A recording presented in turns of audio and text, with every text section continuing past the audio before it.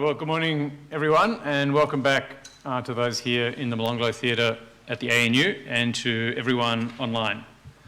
My name's Stephen Howes, and I'm the Director of the Development Policy Centre, and I'll be chairing this second half of our half-day workshop.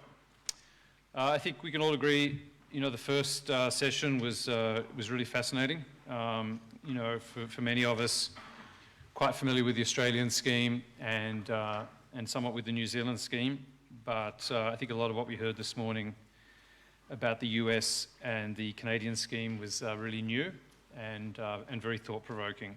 So I just want to thank Philip, who gave those great presentations. So now we're going to go to those areas we're perhaps more familiar with, but we hope look at them in a new and sort of comparative light. And we've got two speakers this morning, both part of our team at the Development Policy Centre.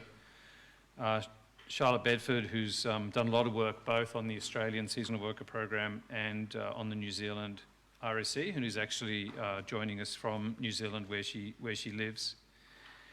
And then after Charlotte, we've got Richard Curtin.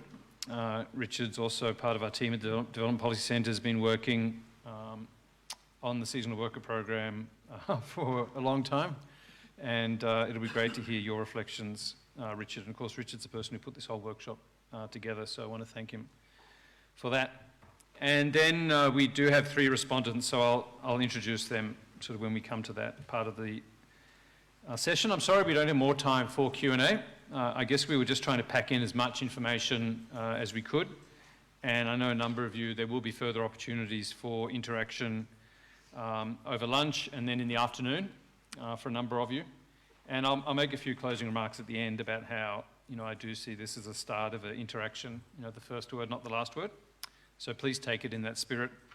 But yeah, if you do have questions, if you're online, please put them in the chat function. And if you're here in the room, please, stay for lunch, and there'll be lots of time there for exchange.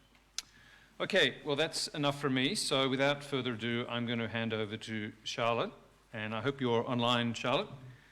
And you have 25 minutes for your talk. And Charlotte will be talking to us on New Zealand's Recognised Seasonal Employer Scheme, an industry-led initiative. So please welcome Thanks Charlotte. Thanks very much, Stephen. Thank you for the introduction. And I'll just share my screen. Hopefully work. Hopefully you can all see that. And yes, I am. I'm in New Zealand. I'm based in the South Island, down in the Otago region, where we grow a lot of cherries and also wine. And I have been involved in the RSE, research on the RSE since the scheme was introduced in 2007. So just a little bit on background. As I say, the scheme was implemented 2007. And it originated from a lot of co-design work that was done by industry and government in the mid-2000s to address some quite significant seasonal labour shortages that were leading to a crisis in the profitability of our horticulture industry. For us, that is fruit, vegetables and wine, because of an inability to get high-quality fruit and veggies picked, packed and to market in time. And while this work was going on by industry and government, at the same time we had repeated requests from Pacific countries for greater access to the New Zealand and to the Australian labour markets. So these two sort of factors coincided and the RSE scheme was born. And our focus on the Pacific made sense given New Zealand already has very extensive relationships and shared knowledge with Pacific states. So the scheme involves 9 Pacific countries, the same as that are involved in the Australian program. And about 90% of our RSE arrivals are from Pacific countries. We also have a small number who come from Southeast Asia, around about 1,500 workers a year. And those are under pre-existing employment arrangements. The RSE visa is employer specific. It's for a maximum of 7 months. And we do give Kiribati and Tuvalu up to 9 months in recognition of the greater distance and associated travel costs for workers from those 2 countries. And the work is strictly seasonal, and there is no ability to transition onshore to another visa or for workers to find alternative employment. and they're not able to bring family members or dependents. And we mainly recruit men. Prior to COVID, the female participation rate was somewhere around 12%. And the scheme is governed by an annual cap that is set at 16,000 for the current year. And the cap is in place to avoid displacement of New Zealand workers. So this slide here shows a diagrammatic representation of the RSE. And this was actually developed for the very first evaluation that was done back in 2009. And it was designed to just highlight some of the key stakeholders and relationships between them in the scheme's operation. And I'm sorry, I know the text is not particularly clear, but unfortunately I'm not able to change the font, so this is what we've got. But I've included because it provides this sort of conceptualization of RSE as a system with the employer and the worker relationship at the heart of the scheme is now quite common in the thinking of policymakers and industry leaders working on aspects of RSE. And by seeing the scheme as a system, it emphasises the interdependence and interconnectedness of different RSE stakeholders who work collectively for the success of the program. And it reinforces that the scheme is susceptible to change and it does evolve over time. I'm not really going to spend time on implementation arrangements. Our RSE was, the design of the scheme was informed by the Canadian SORP, and also is very similar to the Australian program. I will just note that for employers, they do have to, once they have RSE accreditation, they do have to apply every year for their RSE workers, and they must obviously go through labour market testing and prove that there are no New Zealanders available to do the required jobs. And similar to other schemes, employers have primary responsibility for worker welfare, and they have to meet a range of welfare requirements, and this includes the provision of worker accommodation. And in recent years, we've actually had a significant increase in purpose-built RSE worker accommodation. And this is linked to a government policy that was introduced in 2019 to reduce reliance on our low-cost residential housing market in certain regions. So between 2018 and 2020, we've had a 67% increase in purpose-built beds for RSE, which is helping to mitigate some of those pressures on the domestic housing market. The scheme is heavily regulated and very closely monitored. We have a range of stakeholders that support employers and workers in New Zealand and monitor compliance. And we've had some recent policy changes. Now workers must be paid the living wage, which is higher than our national minimum wage. And employers must now guarantee 30 hours of work a week every week. We used to allow an averaging of 30 hours over the duration of the contract, but that has been removed. And while workers can't switch employers, the scheme has always allowed employers to share workers with others through formal sharing arrangements. And there's widespread use of joint ATRs within the program. And finally, I'd just note, obviously, RSE is only one component of our total seasonal workforce. New Zealanders are a key part, and as well as other overseas labour such as backpackers and international students.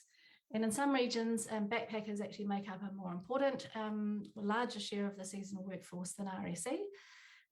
But RSE has become the core seasonal workforce because of the guaranteed and reliable supply of RSE labour. So this slide here shows the annual cap and RSE arrivals from 2007 up to 2022. And it's really just here to show you that the scheme is very small. When the program was introduced, we had a cap of 5,000 and we started with 68 RSE employers. And up by 2018-19, that was the last full year of recruitment before COVID, we had 147 employers and we had around 12,500 arrivals. So the cap, as you can see, that's the green line, has gone up. It's sort of plateaued at 8,000 for a few years and then started to increase again. And our RSE arrivals have really just gone up in line with the cap. We had the border closed in March 2020, and so we've had a real drop in numbers with COVID. And they're slowly starting to come up again now. And this slide shows our Pacific RSE arrivals over the last 15 years, and it's here just to really show the dominance of 3 countries, Vanuatu in the purple, Tonga in the bright blue, and Samoa in the red.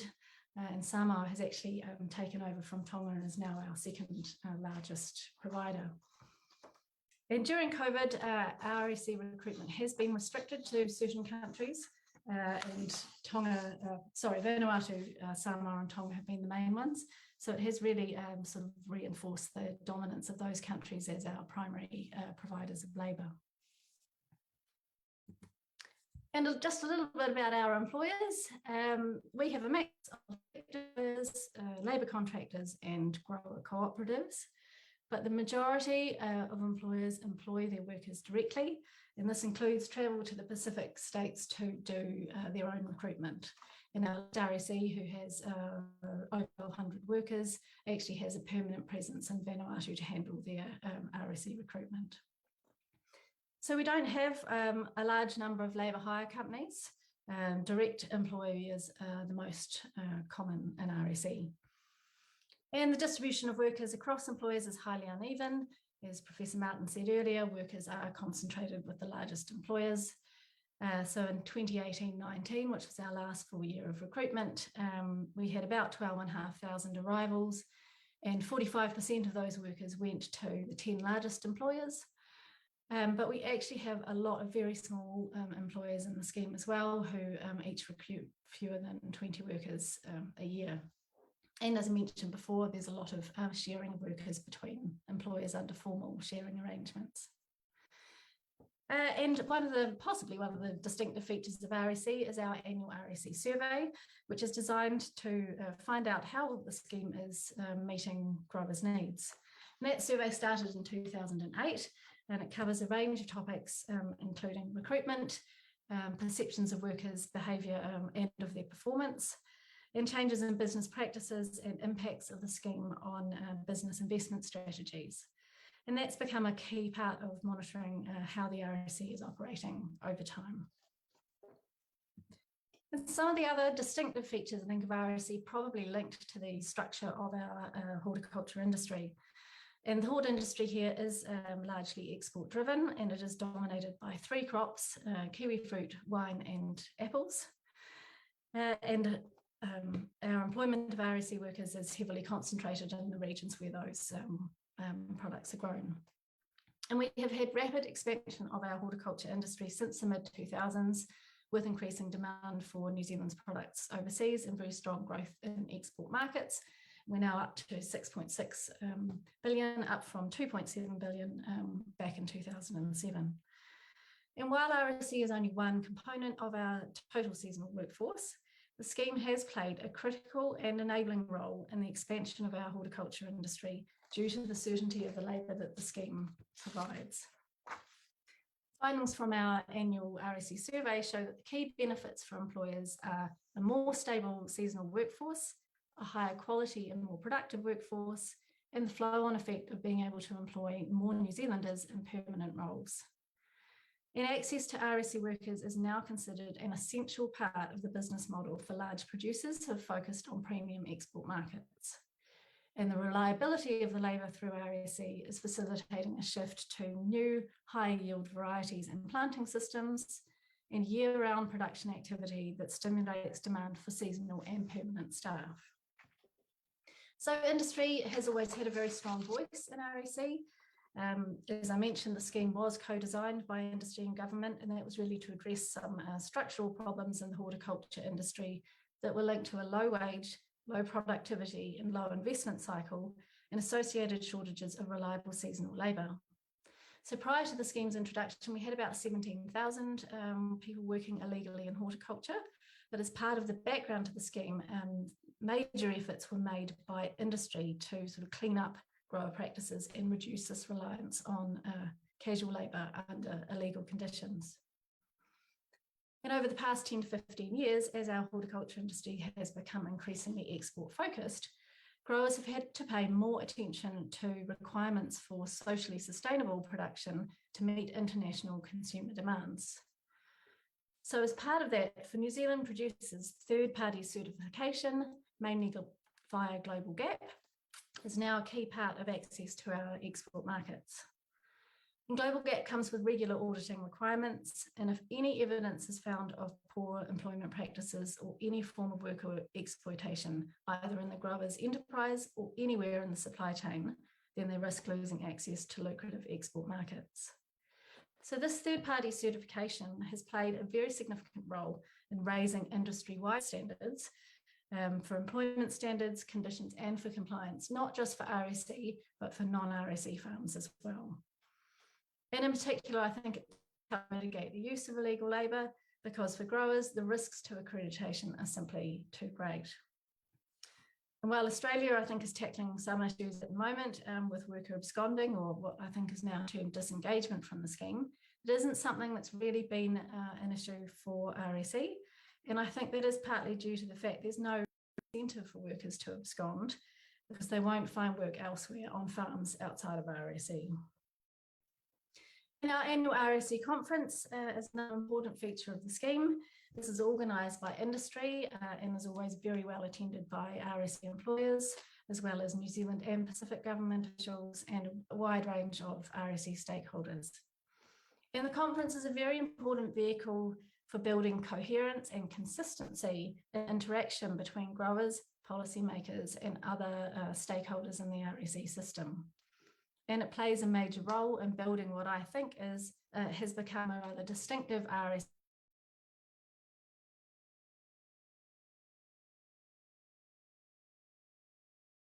interact, the relationships they form, and how their interactions are organised to ensure that the policy's objectives are kept in balance. So for workers, obviously key benefits of participation relate to the regular source of income and also opportunities for skills development. And I'll just quickly note Buccaneer SENA is our RSE workers skills training program.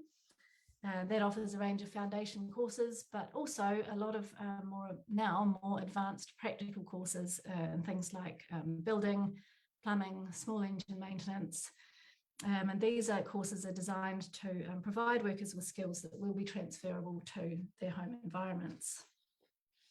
So there are the same weaknesses in RSE that are inherent in other schemes, linked to the restrictive visa and employment conditions, as well as lack of worker voice and workers not wanting to speak up and complain, and also some of the negative social impacts that are associated with regular and repeated absences from family. And while we've always had an annual employer survey, we've never surveyed workers on their views on the scheme, but that's now changing with industry have got their own initiative for an anonymous online worker survey. And if the survey is run annually alongside the employer survey, then this will help government and industry to gather a more comprehensive picture of what and what isn't working so well with the program. So the scheme has been impacted quite significantly during COVID. As I mentioned earlier, RSE recruitment has now been restricted to certain Pacific countries, mainly Vanuatu, Samoa and Tonga.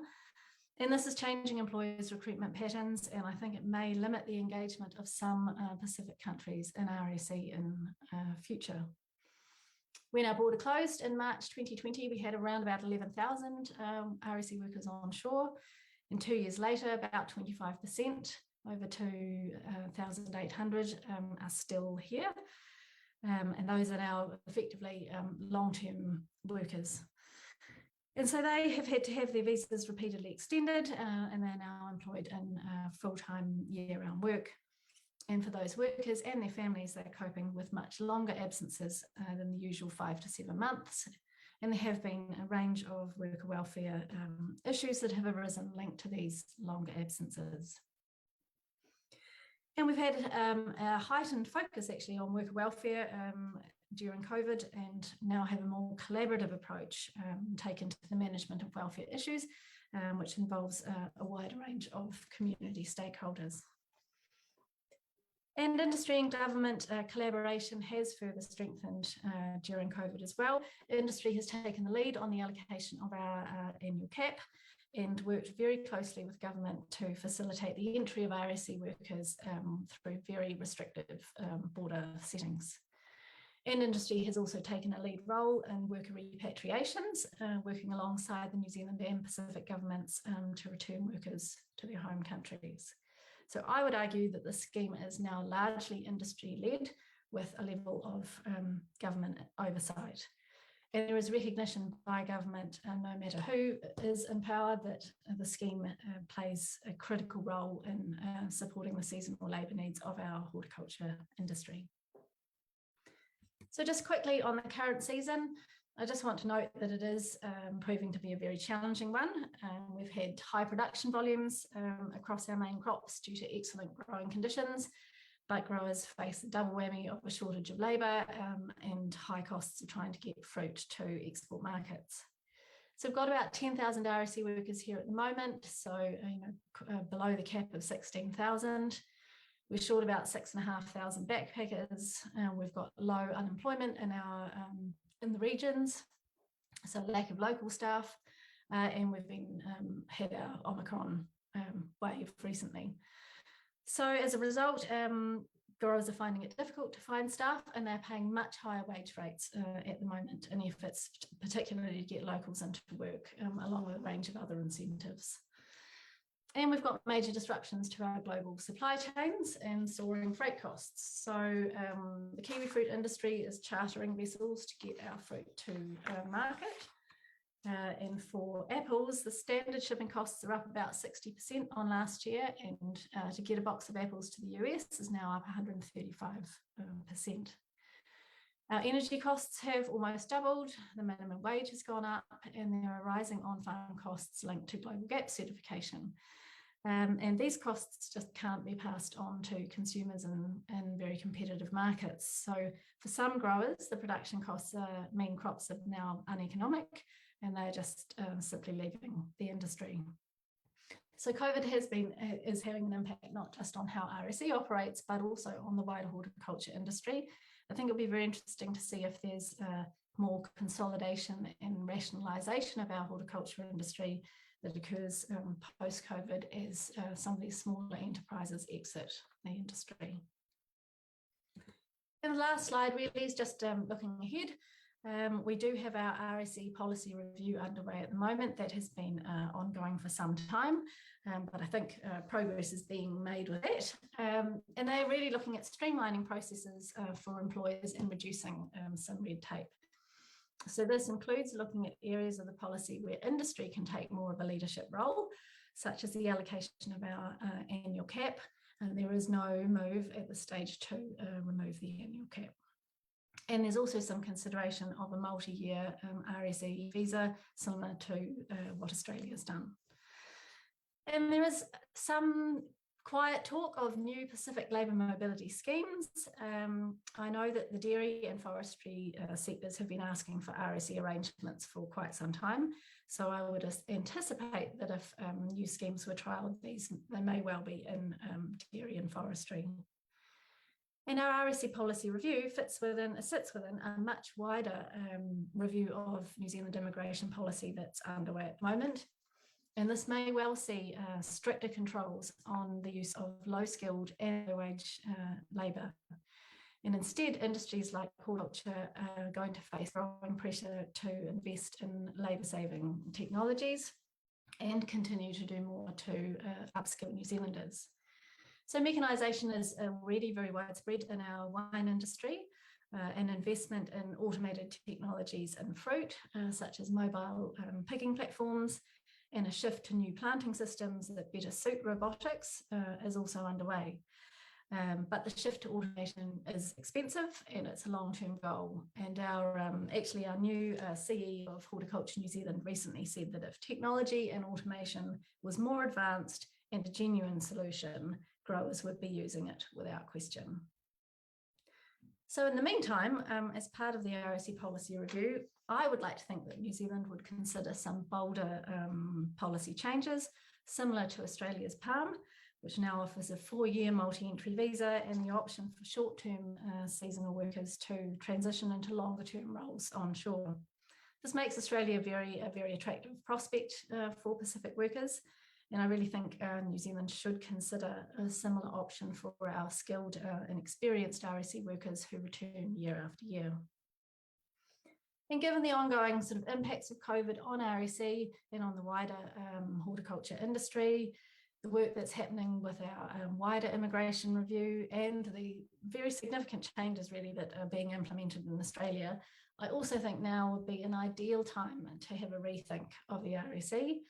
It's an excellent opportunity to bring all of the key stakeholders in the RSE system back together again to collaborate in the co-design of the scheme that would be fit for purpose in the post-COVID future. And that's it from me. Thank you.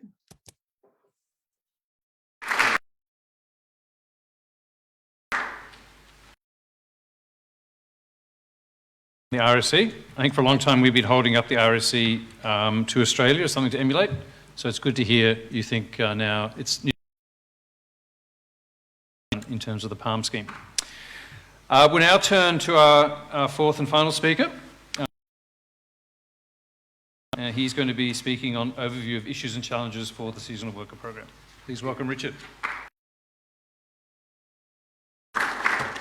Well, first of all, I want to say how glad I am that we're able to have Philip here with us. Philip's work with his book published in 2006. I started here, I gave a copy to Stephen and said, have a read. We're very keen to work out a way that we could get Philip here. Philip sent an email saying, I'm coming to visit my daughter who is an economist in the US Embassy. I'm happy to give a presentation. So thanks very much for...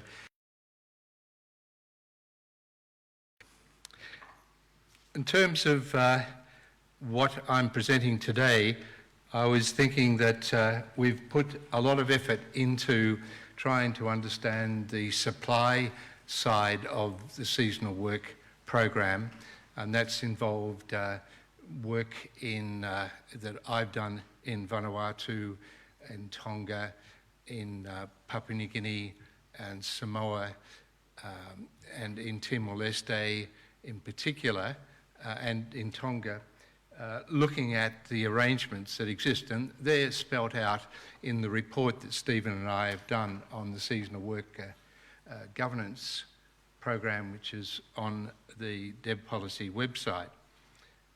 Also, that report covered the issues to do with how the scheme is regulated and monitored in Australia, and I'll be talking a bit about that during this presentation.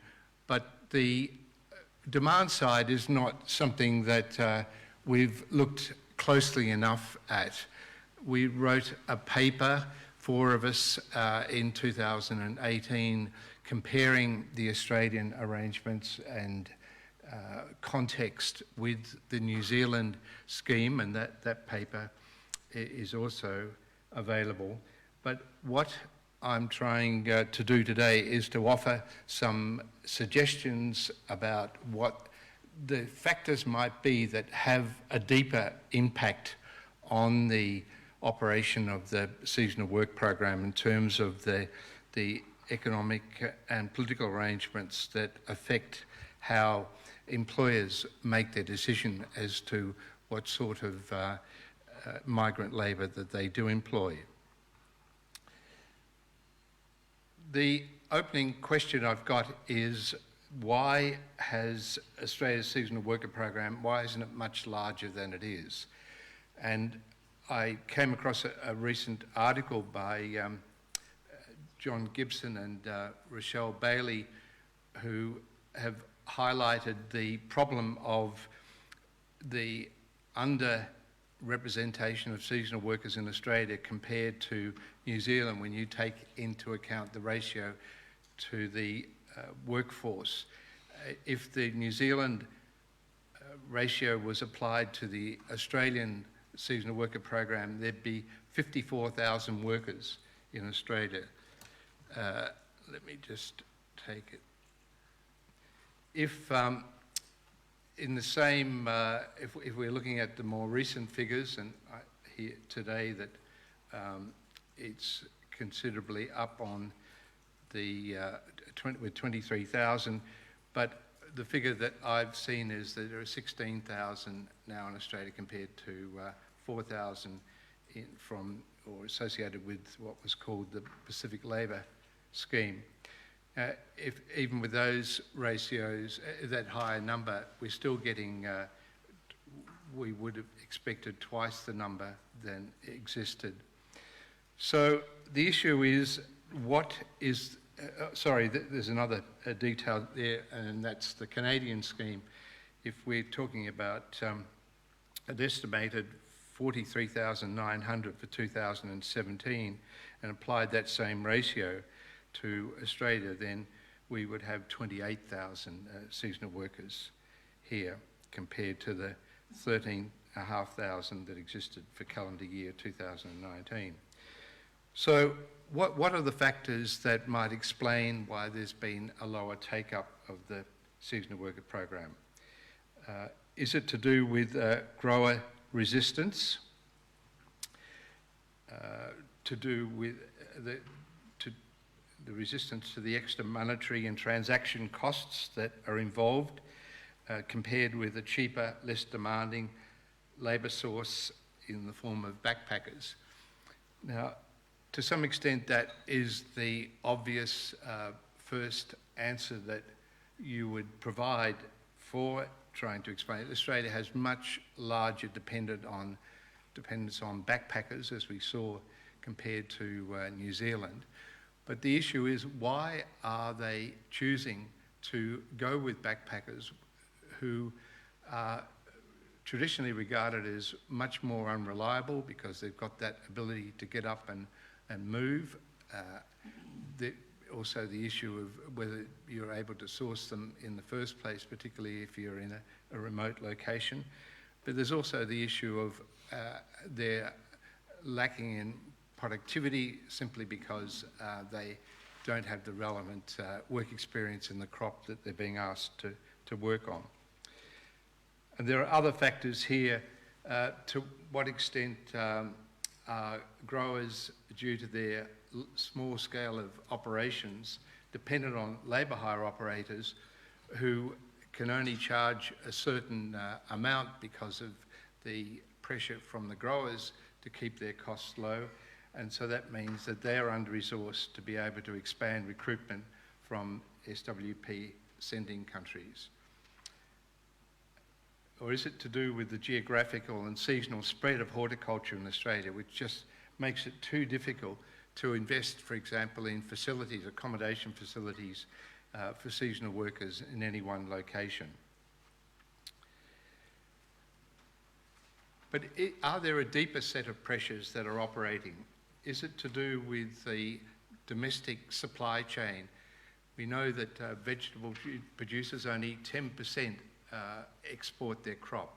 In case of fruit and nuts, is 25%. Many producers are locked into contracts or supply commitments to the four major supermarket chains. Are they operating?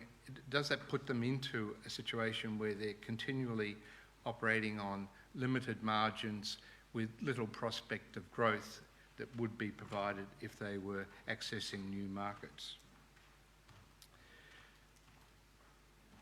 So let's look at the more general issue of the pressure that comes from the governance structure that imposes high costs on employers for engaging SWP workers.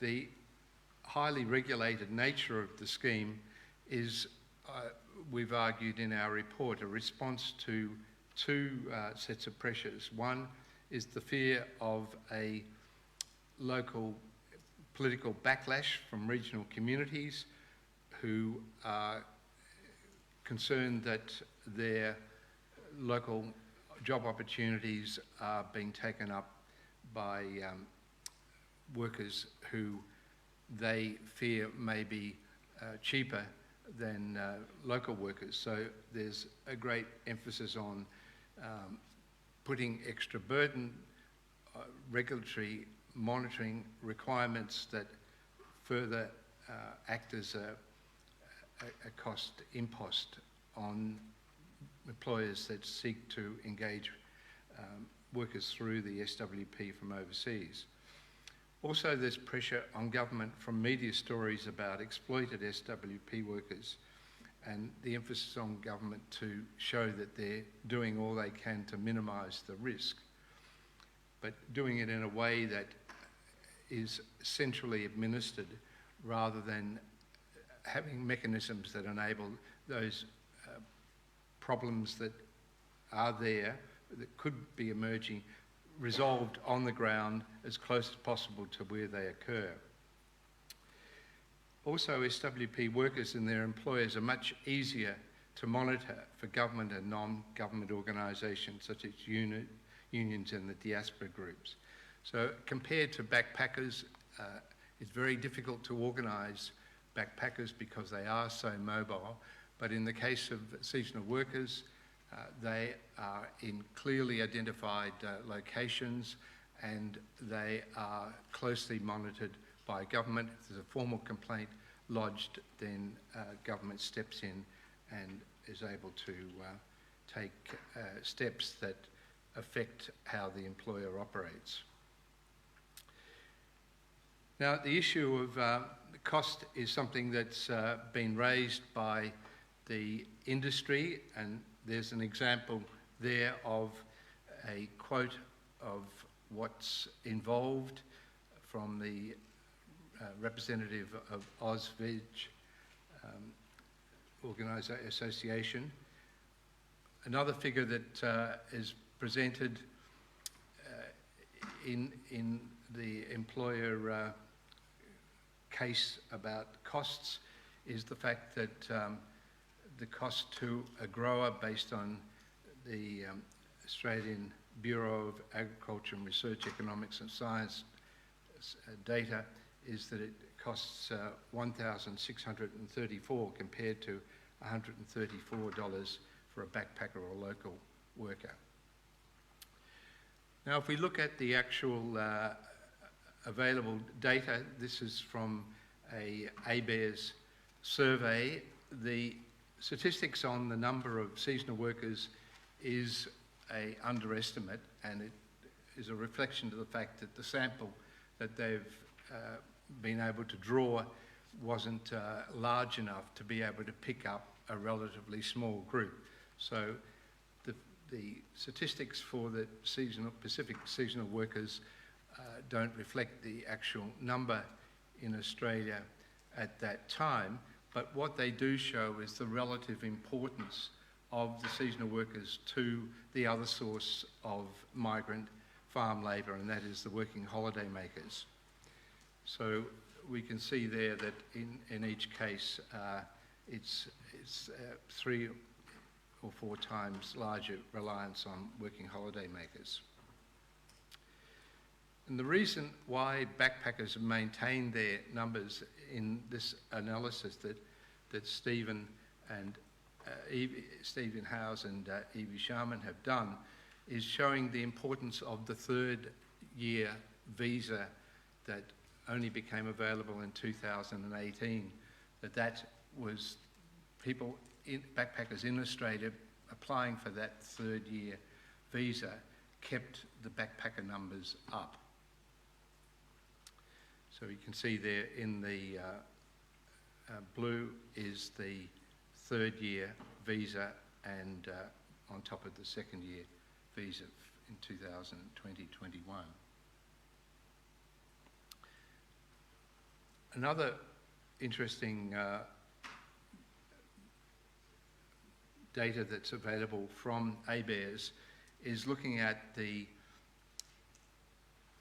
division into 4 quartiles of the average labour on the farm on a year-round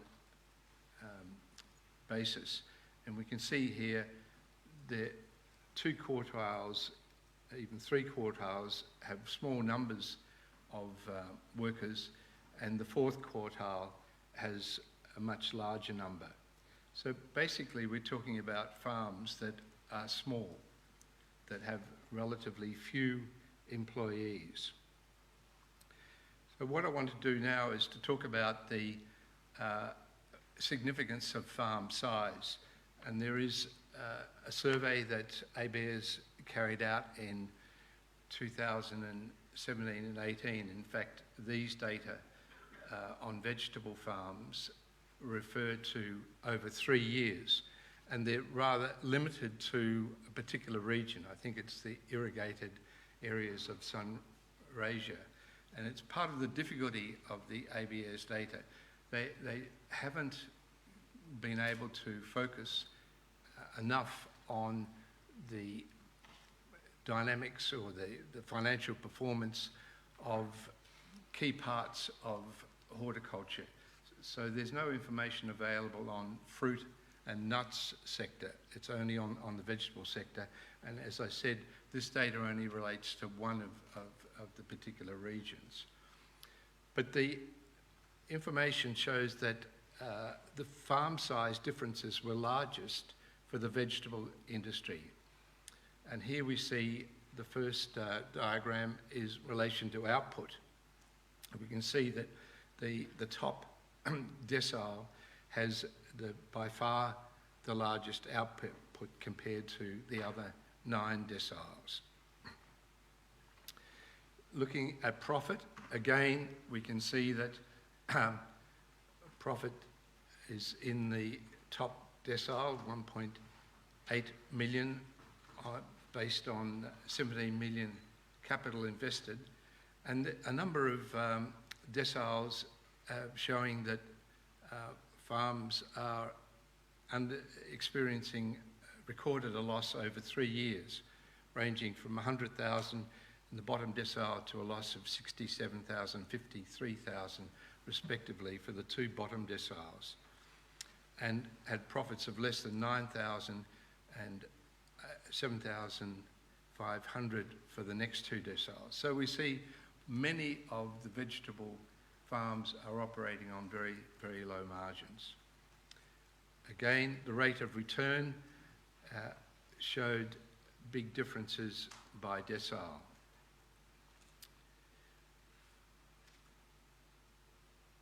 If we look at the export data, the horticulture excluding wine grapes is 25% of its crop exported in 2019-20. If we include grapes, it rises to 28.9. Nuts, very strong export product. Vegetables, only 11.5%. And I think that whole significance of access to exports, the ability to produce for markets that are expanding is a very important part of explaining what the conditions are that a number of growers are facing. What I've presented here is a comparison of the month of visas being granted for seasonal workers, comparing Australia with New Zealand. And the blue is Australia and the red is New Zealand. And we see for New Zealand there's 2 peaks in October and in February. But in Australia, the spread is much more over the year. And that reflects the much more wider range of geographical spread that the industry has. And here is the list of the regions that ABARES provides. And we see, if we look at the proportion of crops produced in particular states, we can see that there's a concentration in particular states.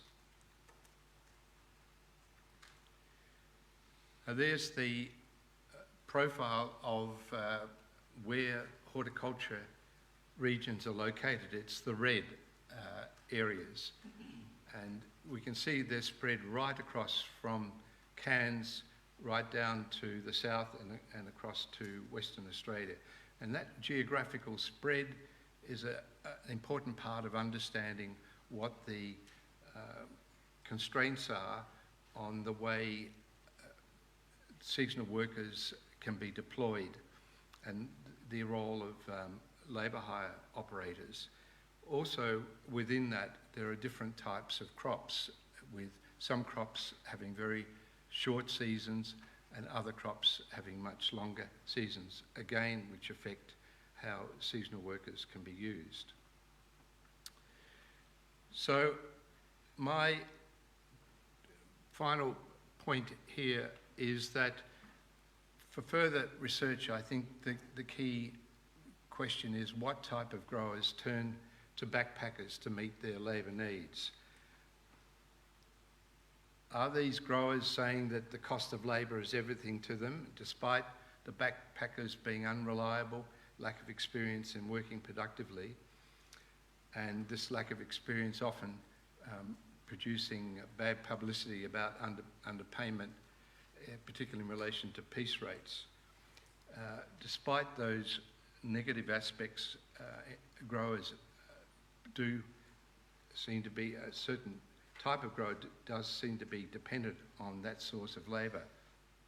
So are growers stuck in a low wage, low investment, low productivity cycle that sees backpackers as the answer?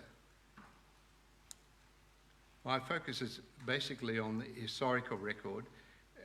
I'm not talking about the arrangements that existed under COVID, where we're now up to a considerable number have increased because they have been the main source of workers coming in from overseas.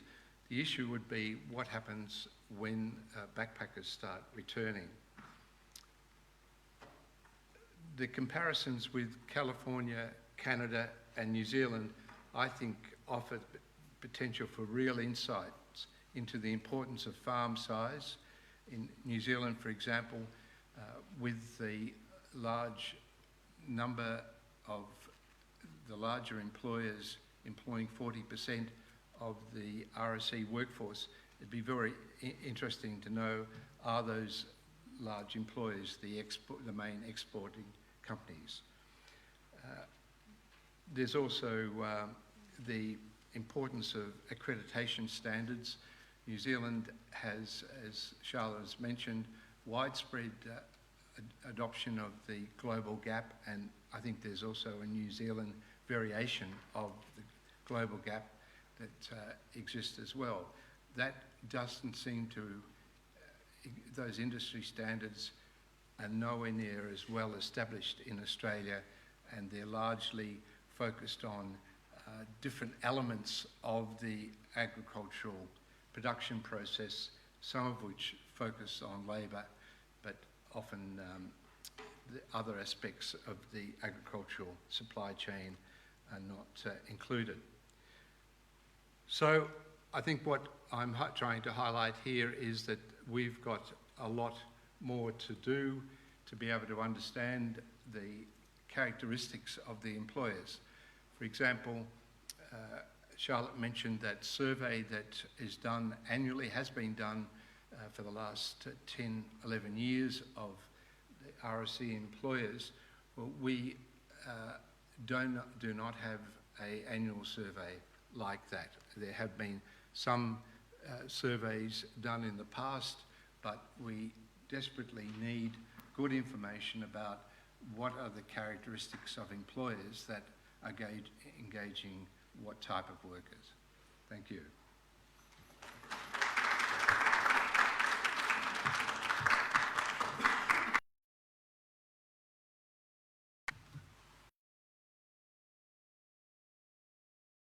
Very interesting to hear your latest.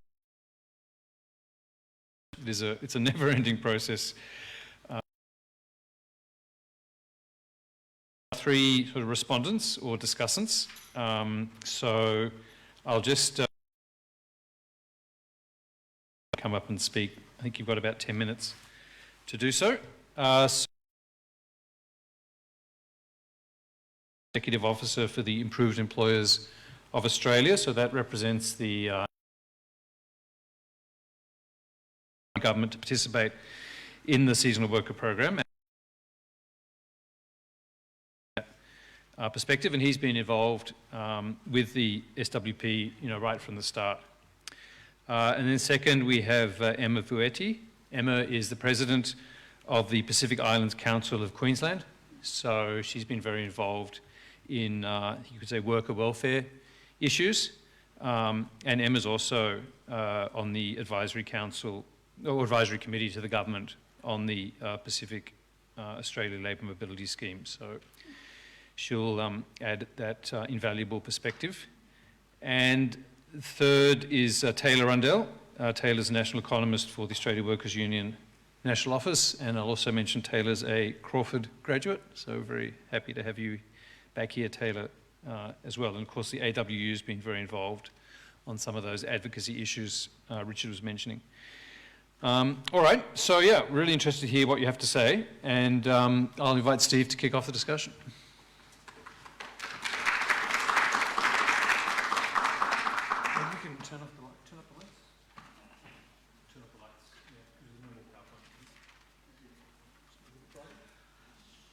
Thank you very much, and was it afternoon? Nearly.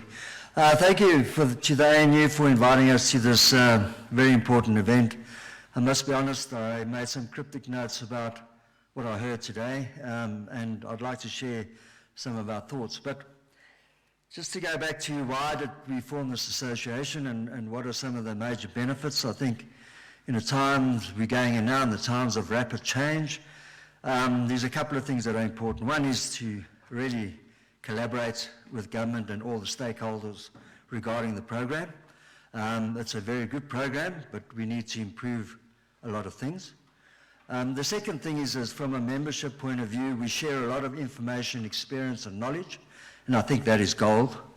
And we have, and when we look at membership, everyone says, why are everybody, all the AEs not members? Well, we also want to have like-minded people to drive the program and to improve the program. I think the outcome is the intent of our members is very clear, that we want to improve on an ongoing basis and make it one of the best schemes in the world.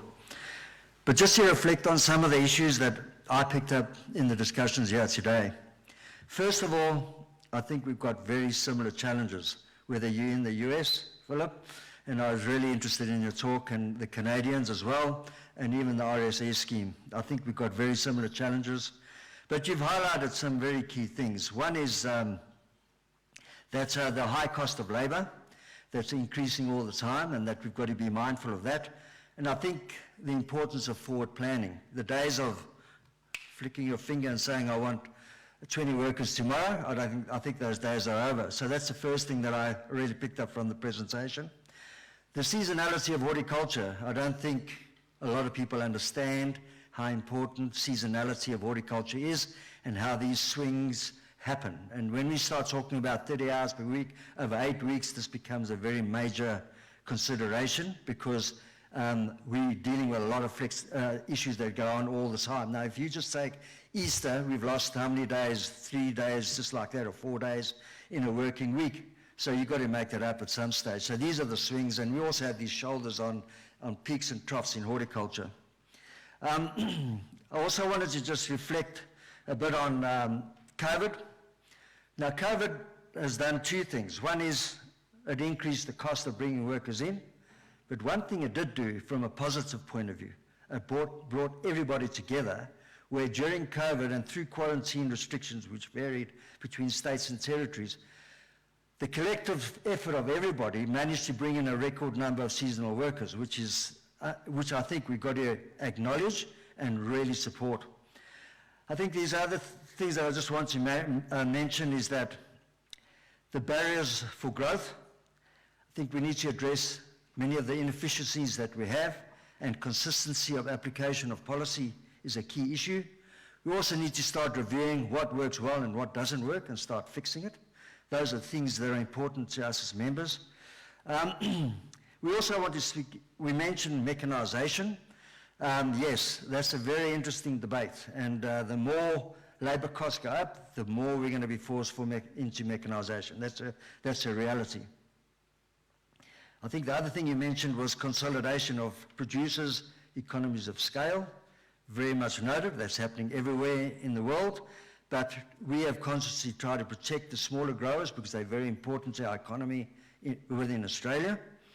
And then I think some of the things that I think we need to look at very closely, and all the other schemes have said it, we just don't do it in Australia, and that is industry-led with third-party accreditation systems, something we really need to consider and debate. And then lastly, I just want to say collaboration and forward planning is what we need and what we encourage as the AEA and our members, and I thank you all for being here today, our members, and for everybody else, and thank you for the opportunity to summarise our thoughts. Thank you.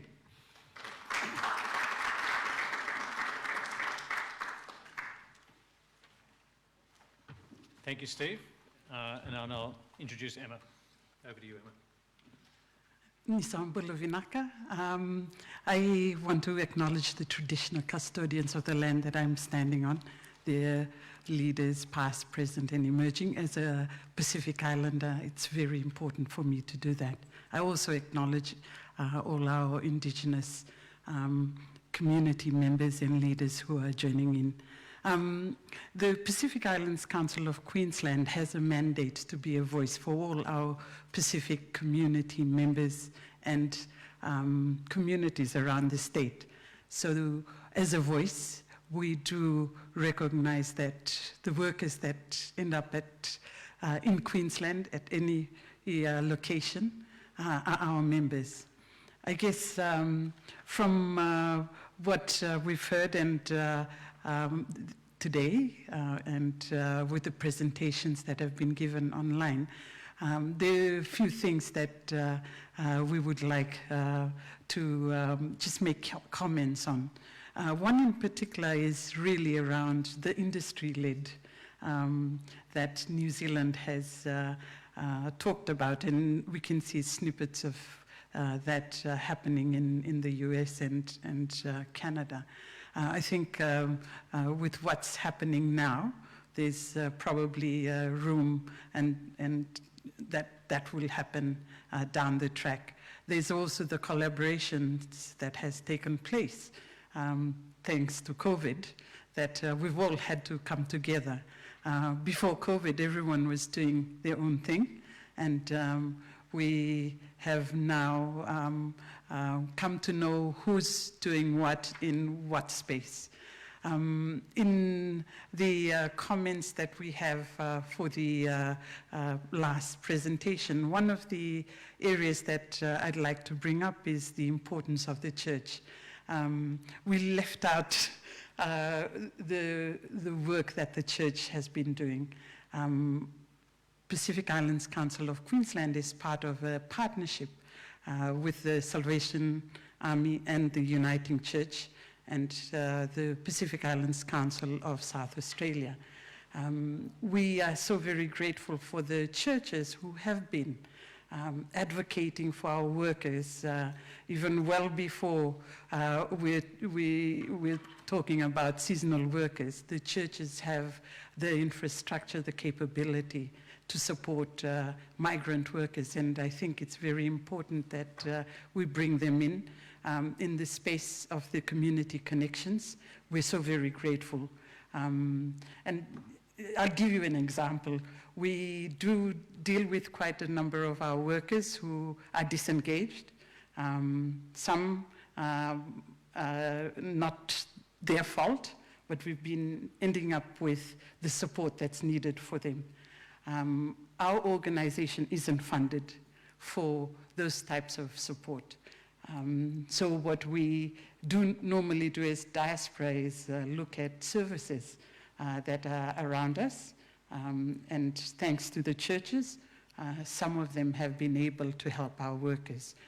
It's quite important that they are continuously part of this conversation, and I'm so very grateful for people like Mark, those of you who know, who's always out there helping our workers. there's also the importance of, and I'll just address the elephant in the room. We're seeing quite a lot of undocumented workers who have come through this program. The reason why I'm raising this is when something not so nice happens to the undocumented worker, the community has to fork out. For example, if someone dies, and whether that person is, Fijian or Tongan, the Pacific Islander communities have to raise money to send that person across to where they've come from.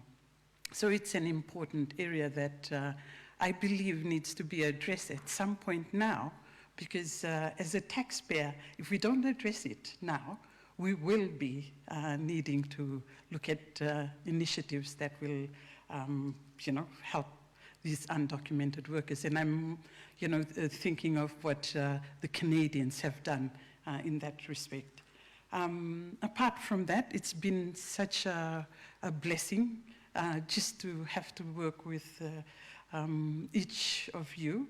I will always have to say, on behalf of our Pacific Island countries and people, I need to thank all the employers that have brought our people here, because it's an investment that only you have had to bear the burden. So thank you for bringing our people here.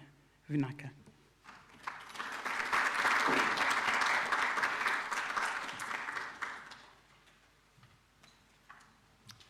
Vinaka, Emma, bringing that perspective to our proceedings. And finally, Taylor, welcome back to Crawford.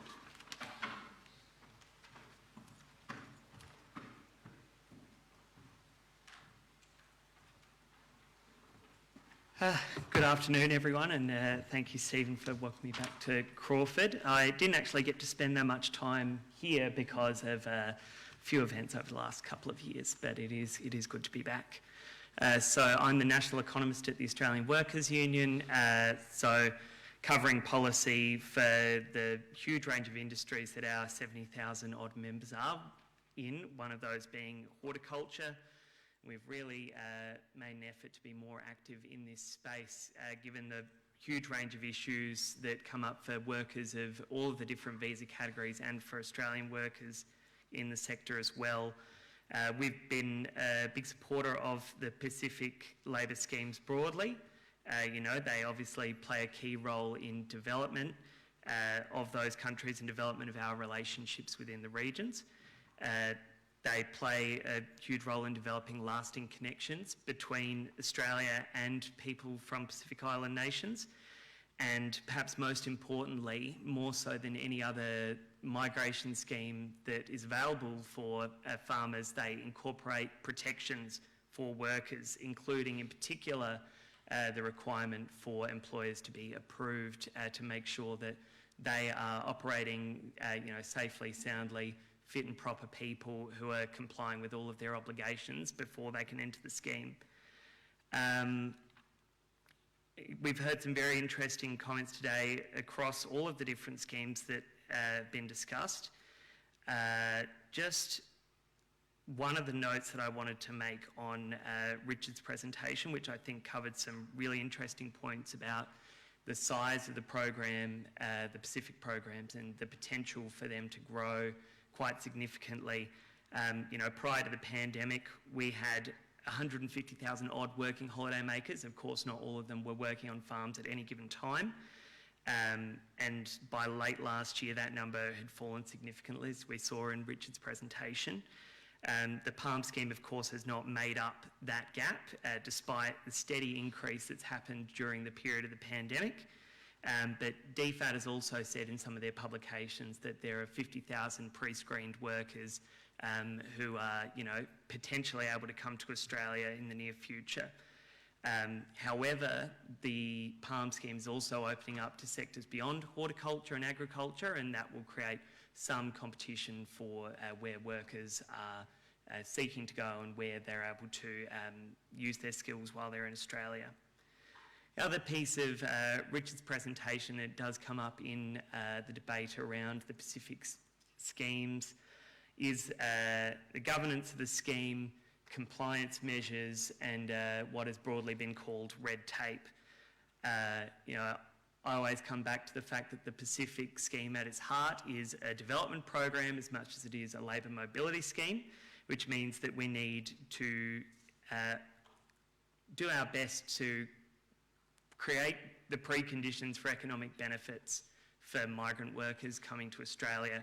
And a key part of that is making sure that they have safe working conditions here in Australia, that they're not going to be exploited, that they're not going to be underpaid. This means that compliance is not just a burden, that it has benefits for the workers that are there, that are here in Australia. And we can see the clear difference in the way that the Working Holiday Makers scheme is operated with very little oversight and very, very visible exploitation that has come up over time, versus the Pacific scheme, where even if the protections that we have in place now are not perfect, we can see the impact that they're having, and also the ability of DFAT, of consulates, of welfare and support officers, and of employers to respond to welfare concerns when they emerge. You know, no one wants red tape or bureaucratic processes for their own sake, and any streamlining, any opportunities to digitise information collection and so on are sensible. But any core conditions of the Pacific program shouldn't be compromised in an effort to bring workers to Australia more quickly. And we have seen some significant issues for workers in the PALM scheme in recent years. One of those is around overcrowding and accommodation standards. So early last year, the AW was involved in bringing to the attention of authorities 70 workers under one roof who are all paying $130 a head in Tasmania. These were workers from Tonga, and they were housed near Devonport. And it was actually local government that took the first set of actions because of property violations, planning violations. There's obviously a huge opportunity for local, state, federal government and stakeholders, community groups and unions and employers to collaborate to make sure that this sort of extreme, failure to meet basic standards doesn't happen. Another piece that we've heard a little bit about today is around deductions. Obviously there are costs that are faced by workers, and costs can come up in different ways. There are standard costs around transport and accommodation, and then there are circumstances where a worker might, for example, seek a cash advance from an employer and not have a full understanding of the arrangement that they've entered into prior to agreeing to it. I note from the discussions before that we've had about the American and Canadian schemes that transport costs are incorporated.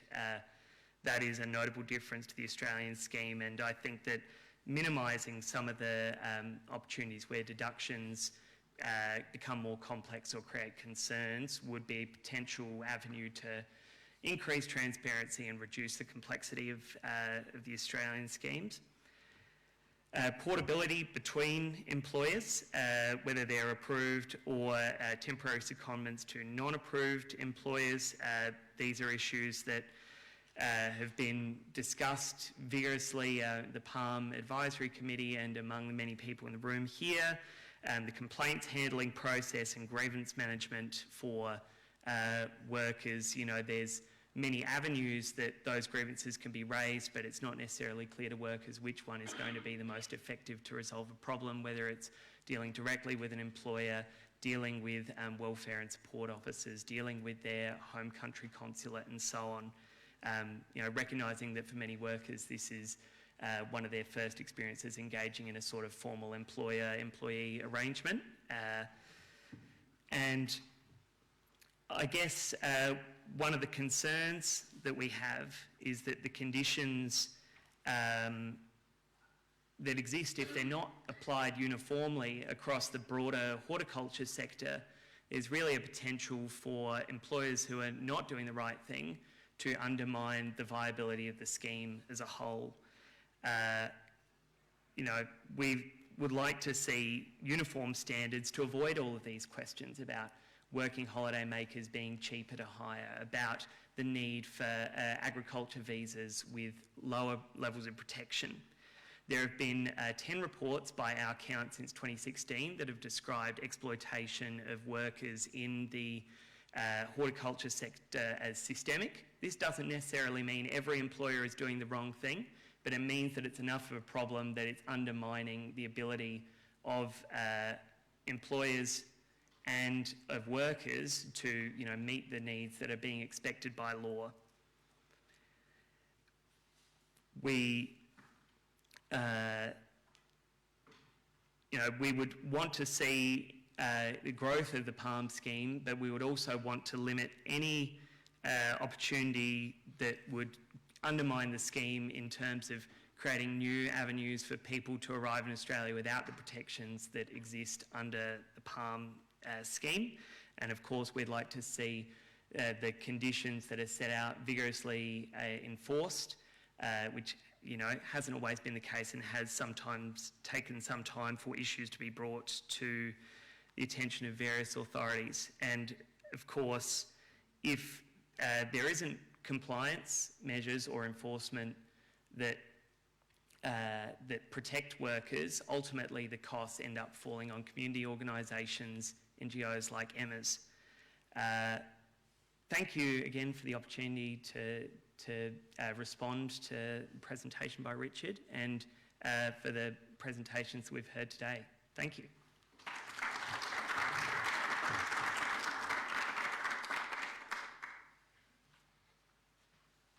Well, thanks very much, Taylor. Thanks to all our respondents, including for sticking to time. And in fact, we do have a bit of extra time. So, if you don't mind, Richard, we might, because you've all been sitting here patiently, actually have a few questions in person or from our guests online. I'd like to invite questions, and perhaps while you're gathering your thoughts, I might just ask Philip if he'd like to make some reflections on what he's heard about Canada, but especially about Australia and New Zealand. So over to you, Philip. I'm not sure. Yep. I can stand. Well, in sort of thinking about it, we're looking for what would be the ideal scheme. Because what we want is, you want to have a competitive agricultural sector that treats people well. I mean, that's what the whole goal is. And when I think about what kind of the ideal scheme is, it's perhaps what comes closest is what we call the Canadian Combine Scheme. And what it does is it brings Canadian-based combining companies who move south into the center of the United States, and they combine wheat and they go from south to north with H2A guest workers, many of whom come from South Africa. They use the most modern equipment. They pay very high wages. The wheat gets combined much cheaper because it doesn't take that long in any individual farm.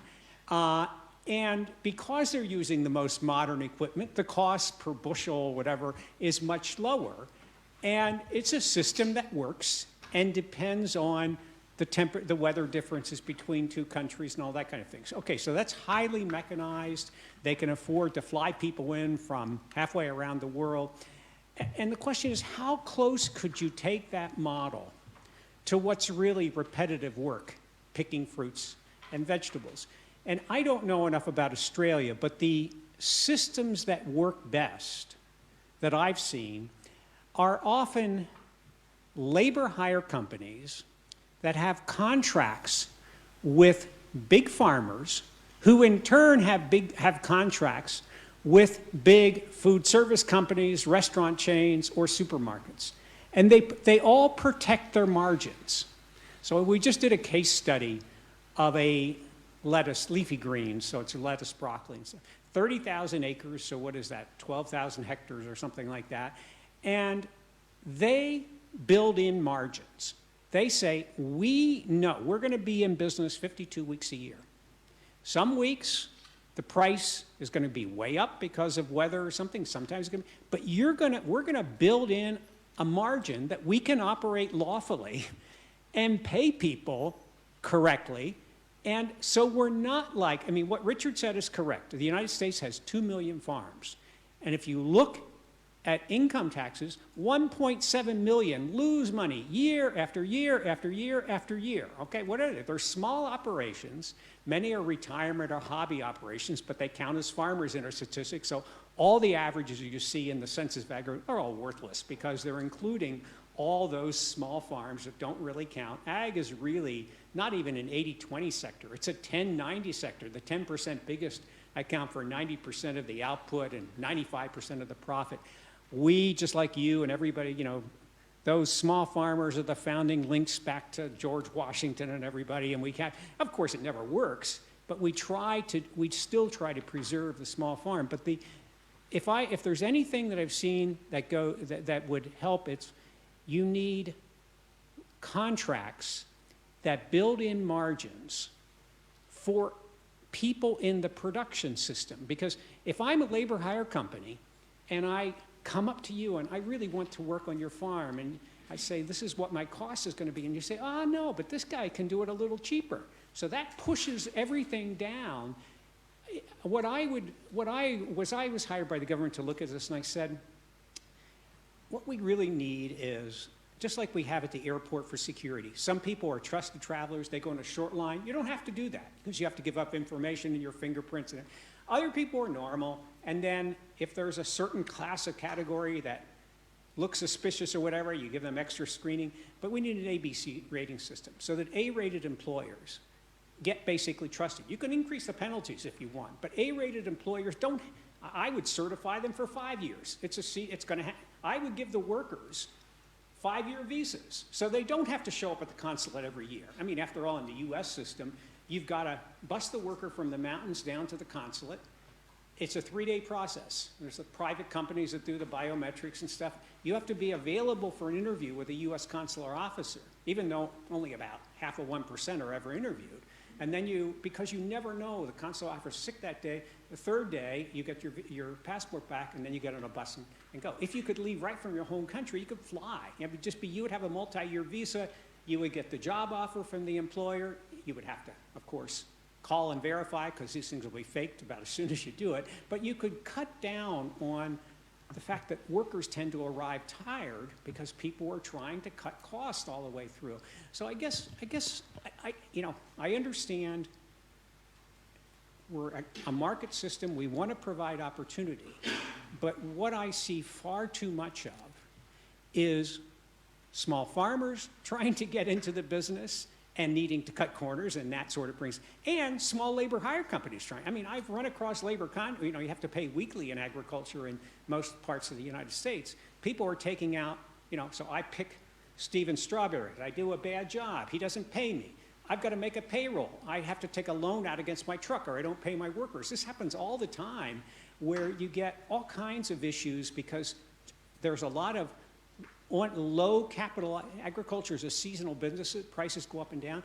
People without much money will try to stay in business, and one way they'll stay in business is because they're hiring vulnerable workers and they know it, and they'll take advantage of the vulnerable workers. It happens all the time. So some mechanism by which you rate in advance the risks associated with particular employers and trust those that you trust, and maybe have normal for first-timers, and maybe look out more carefully for people who've had problems. I mean, something like that. You'll never have enough enforcement people, and there'll never be enough media or unions or NGOs.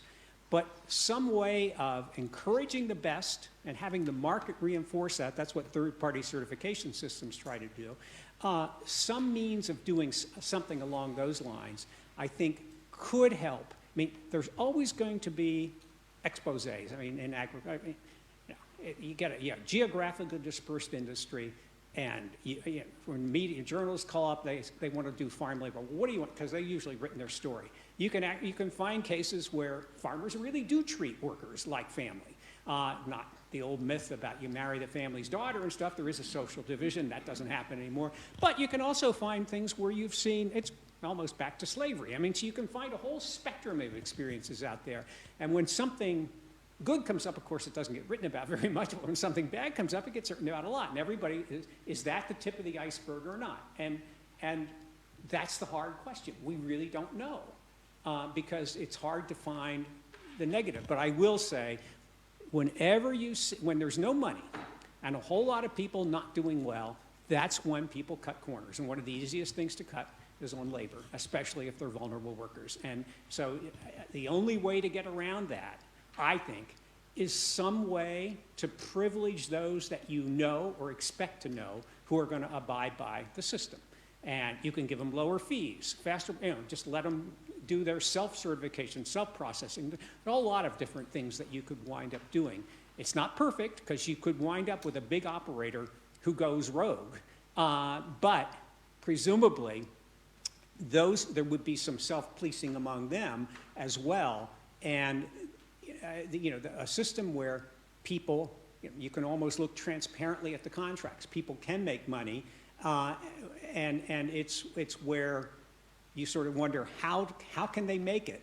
It's usually you'll find out that they're cheating on something. I mean, I gave you the example already. I mean, there's so many farmers who don't pay, so many small farmers who don't pay required payroll taxes because they can tell the workers never ever apply.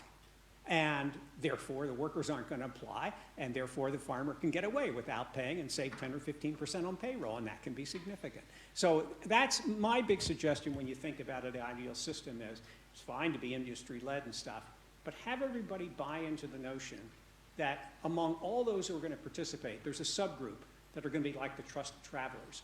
And you're going to trust them because they are going to be expected to uphold all the rules and regulations. Hopefully, they gain economies of scale and get higher productivity so that they can offset the cost of compliance compared to the others, and provide that insurance to their clients that they are going to be above board. That's my sense of it. Great.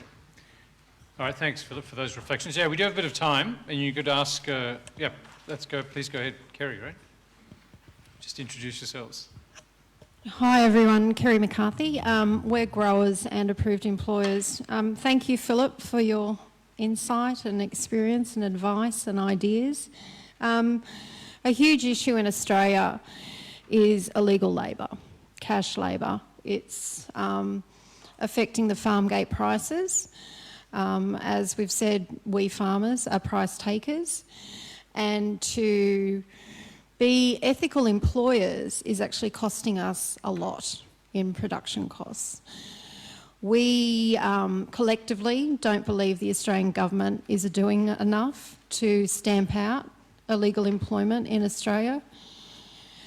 Very interesting to hear the report on the RSE scheme and saying that the option to abscond is no longer an enticement because there is no other employment for them. So I would hand that over to Stephen and Richard to investigate why the RSE scheme has done so well in stamping out illegal labour in New Zealand, because that's something that's very important to Australia. The PALM program will never reach its full potential until illegal labour is stamped out in Australia. Thank you. Good.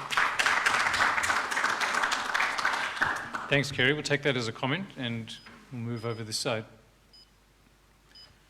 I'll just give it. Thank you. Hi, I'm Grace from the Australian Strategic Policy Institute. My team's looking at modern slavery and human trafficking via sort of the lens of transnational, serious and organised crime, and we're focusing on agricultural visas. So I suppose I want to ask, how often do complaints about those kinds of issues directly to employers or to DFAT staff or to unions or to country consulates, how often are those complaints referred to police, and is there a good relationship with law enforcement, and how often does that progress to prosecution? I don't know who would be best placed to answer that. Well, that's really, yeah, maybe a question for DFAT, but I think DFAT's not really in a position to perhaps, Fair enough. I don't know, Carli, do you want to say anything, or perhaps, I don't, only if you... Yeah, I can say just very briefly that anytime an allegation is brought to our attention, provided we have sufficient evidence to take it further, so for example, the name of the worker and the name of the employer, we can, under the deed and guidelines that we have with approved employers, issue a notice to report, which essentially is a requirement that the approved employer bring forward further information in relation to that allegation. I don't actually have the statistics on me, I'm sorry. I mean, we could look at that, but certainly where there is evidence of a breach of the Fair Work Act, we would refer that immediately to the Fair Work Ombudsman for further investigation. And where there is evidence of a crime, we would absolutely refer that to the appropriate authority as well. I don't know how often that's actually happened. We do have those statistics, I just don't have them handy, I'm sorry. Thanks, Carli. Other questions or comments?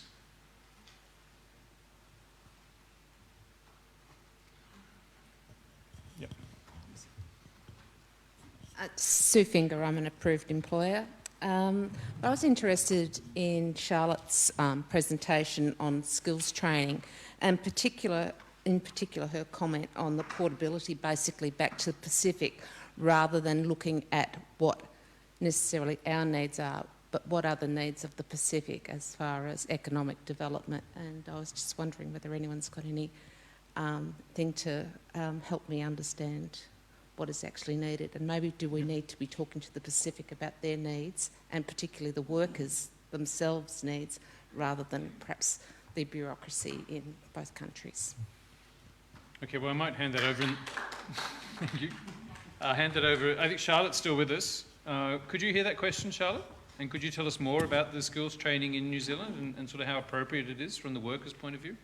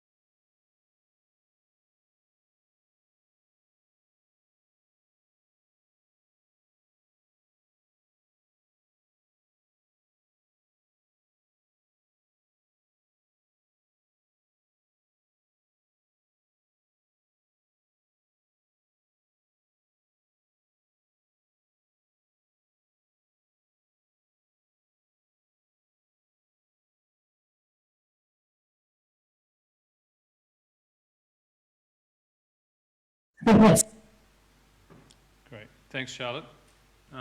We have got a question online from Trevor Ramoni from the Solomon Islands High Commission, but it's for Robert Falconer. I'm guessing that Robert's no longer online because it's probably quite late in Canada.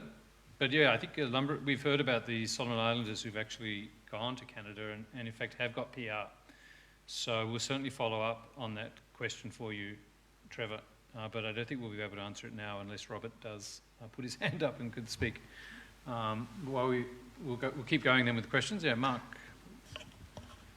Or comments, yeah. Mark Sonzak from the Uniting Church. Actually, now that I know that Charlotte's online, I'm keen to probably put a question. I was very puzzled by, Charlotte, you saying that New Zealand has largely eliminated the problem of illegal work within the farm sector. That's because in Australia that's a massive issue, and I mean the ABARES data, for example, doesn't include, you know, going and surveying employers saying how many workers you're employing illegally. Unsurprisingly, they're not including those numbers in there, and that was a very, you know, that is a significant part of the competition, and those illegal workers are far more attractive than working holiday makers because effectively they are ruthlessly exploitable and they have no recourse to any exploitation, because largely if they report it they'll get removed.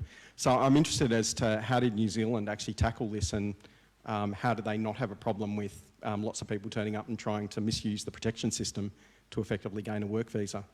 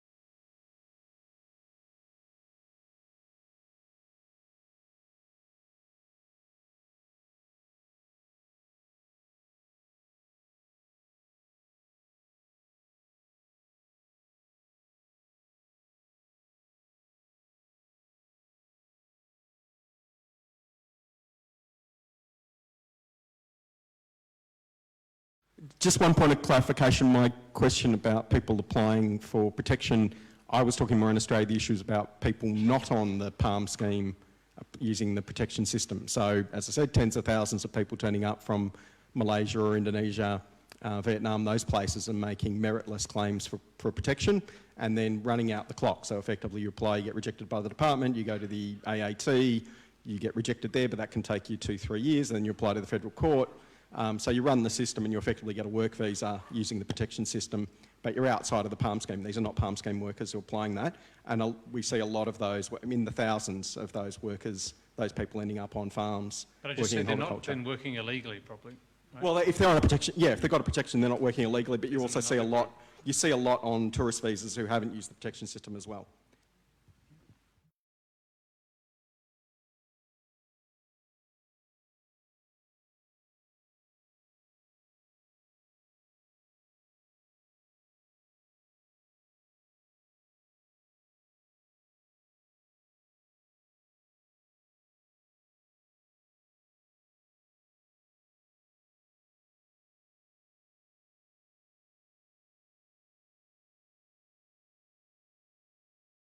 Charlotte? Okay, any final chance for comments and questions? Yeah, right at the back. Wait, just wait, because we need the mic so that people online can hear you. Yeah.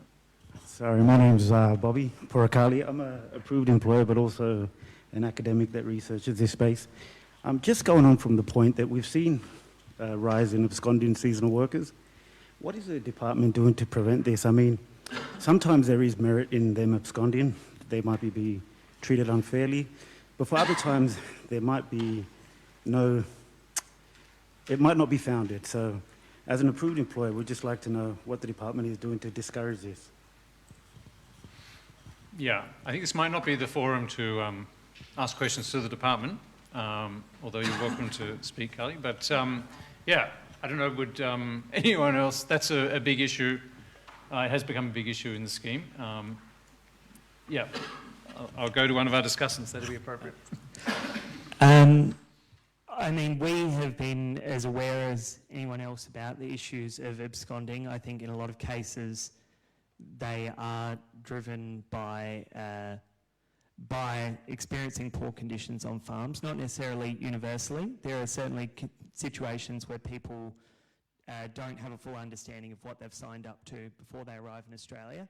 But there is a concern that if a worker comes here, they're treated poorly and they don't have the acumen or a pathway to resolve their problems, to transfer to another employer, or to sort of leave the scheme formally, that they feel like they're left without any other options. There is also a question that I have in my mind about the language that's used in this space, and if people are described as absconding or sort of leaving the program, then doesn't that put them off re-engaging with the program, that they're going to sort of sit in their undocumented status and stay outside of the formal visa system, which is of course what everyone wants the migration system to do. We want people to comply with the visa conditions that they sign up for when they arrive in Australia.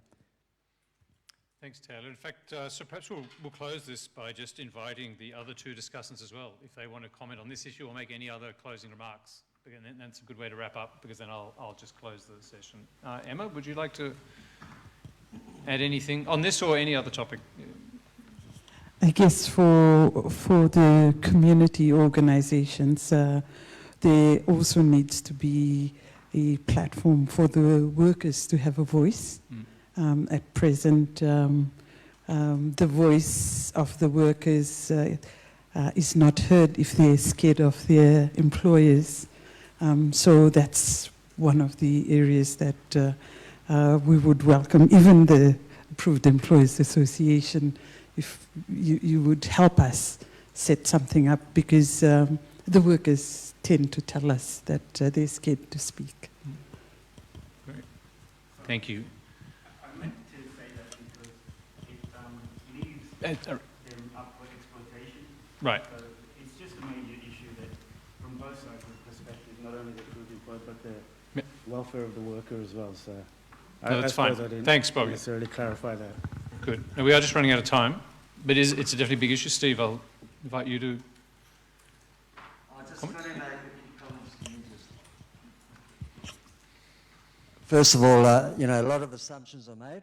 We need very good data and evidence to back up some of the things that are said about people are unhappy on a farm, or the whole escalation process. We need to do a lot more in country to educate the workers before they leave. I don't think that's been done properly in some cases. So again, let's get the data, let's get the facts and the evidence so we can make very sound, logical business decisions on what is working and what's not working, and what are the actual reasons why people leave their employment. Because at the end of the day, we as AEs are losing a lot of money and we're not protected. And the worker has all the protection, but not the AE. So those are the things we need to work very hard on. So thanks very much. All right. Thanks, Stephen. Thanks, Bobby, for raising that question. It'd be a good one to discuss over lunch. We are now out of time, so I'll just make a few closing remarks, and then we will break for lunch. We've actually just got a really good question here from Alan Gamlin, which is about the future, especially on the demand side regarding temporary foreign workers. I think Alan will, that actually goes to my closing remarks, so I think we won't be able to answer that right now, but it's a good question to pose for us. So I just want to close, of course, by thanking all our speakers for great presentations. Thanking you all for coming, and everyone who's joined us online. I want to thank Richard for organising this, and Ari, who you can see is working very hard, and Beth to put this workshop together, and of course our audio and video crew for making it all happen. And it went pretty smoothly. These are not easy events to organise. I want to thank the Department of Foreign Affairs and Trade. Thank you for coming along, Carli, and for your opening remarks. I'd also thank you for the funding that you provide for our labour mobility research. I mean, I always like to say that we started researching labour mobility before it was popular. I think our first workshop was in 2012, so it was about 10 years ago. But certainly we've been able to keep going and expand what we're doing on the back of that DFAT funding, so it really is invaluable. Thank you very much. Yeah, I do think this workshop, does open up or should mark the beginning of a new era of research for us. We have done a lot of work. It's been great to have Charlotte as part of our team, and with Richard and myself and a few other colleagues, we've done a lot of work comparing the New Zealand and Australia schemes, and it's clear that that's still a very relevant comparator and very relevant theme, and perhaps some of the messages from that research still haven't really got out, like what is different about the New Zealand labour market. I do encourage you all to read our blog, where we have a lot of material, and Charlotte actually, will keep you up to date on what's happening in New Zealand. Well, we'll try to keep you up to date on what's happening here in Australia. So we would definitely want to keep going with that comparative research with New Zealand, but we have been thinking for quite a while that we really need to broaden our horizons and especially have a look at the US and Canada. I think the European Union, countries have seasonal worker schemes as well, but they're rather different. They have that sort of added complexity of having the free movement of people as part of the EU. I guess the UK is going to go back to a more traditional seasonal worker program with Brexit, but then that'll be very new. But I think these four that we've looked at today, they're a very natural set of programs to compare. And, you would have, I'm sure I don't need to convince you of the utility of that and the number of angles that are interesting to look at, starting with the history. I think the US and the Canadian scheme have a lot longer legacy and more evolution, which I think is very interesting to look at. The broader context of the labour market in which they operate, but also the goods market and the extent to which that's oriented towards the export or the domestic market, and to what extent it's dominated by large growers or small growers. I think specific design features, we spend a lot of time discussing these things like multi-year visas, deductions, what should be paid for by the employer, what by the worker. Portability is a big issue. So I think, broadening out to look at all four and just to go through how they stack up on these design features, I think is a really useful exercise. And, that then gives rise to comparison on specific policy issues. And I mean, the issue of absconding's just come up. That definitely seems to be an Australian rather than a New Zealand issue, but I think we're really yet to hear whether that is an issue or not in the US and Canada. The issue of worker exploitation or mistreatment. And then this whole question of getting the balance right. On the one hand, wanting to protect the workers in this scheme, especially if they are tied to a single employer. That does introduce a degree of vulnerability. But on the other hand, not weighting down the program with so much regulation that employers are discouraged from using it, and then they stick with other sources of labour that in fact are much less regulated. And so you have the sort of perverse effect that in fact you're putting in regulations to reduce exploitation, but you're going to end up increasing it once you step back and look beyond the scheme. So yeah, that's the fourth issue, sort of specific policy issues. And then the fifth issue is what is the future of all these programs? Charlotte talked about RSE sort of needing a makeover, and Alan's questions really go to that. We look at the sort of the longer term trends, automation, anti-immigrant political trends. It must be time to wrap up.